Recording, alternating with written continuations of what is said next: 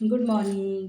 एका गावात एक साधू महाराज होते आणि ते नाचले की पाऊस पडतं अशी त्यांची प्रसिद्धी झाली होती. एक दिवस 2 तरुण त्यांच्या झोपडीवर गेले आणि म्हणाले, की "महाराज तुम्ही नाचले की पाऊस पडतो का?" "आम्ही पण नाचलं पाऊस पडला पाहिजे." महाराज म्हणले, "हो, का नाही?" आणि मग पहिला तरुण उठला कारण सकाळी 6ची वेळ होती. नाचू लागला. 6 वाजले, 6:30 वाजले, 7 वाजले, 7:30, 8, 9 वाजले. तो थकला आणि पटकन बसला. आता काही माझ्याच्याने होत नाही. मग दुसरा तरुण उठला. 9 वाजले ते 9:30 वाजले, 10 वाजले, 11 वाजले, 12 वाजले आणि मग तो महाराज मला पण आता होत नाही, मी खूप थकलो आणि तो पण बसला आणि मग साधू महाराज उठले. आता साधारण 12 वाजले होते.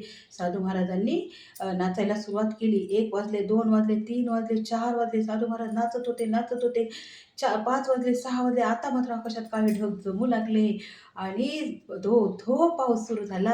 त्याच वेळेस साधू महाराज नाचायचे थांबले.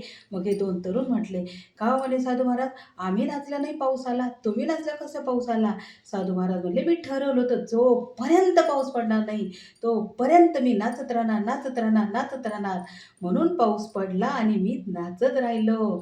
तर असं आपण सुद्धा आपल्याला जर यश मिळवायचं असेल, तर 100% सतत प्रयत्न करा, सतत प्रयत्न करा. 100% यश तुम्हाला नक्की मिळेल. So thank you.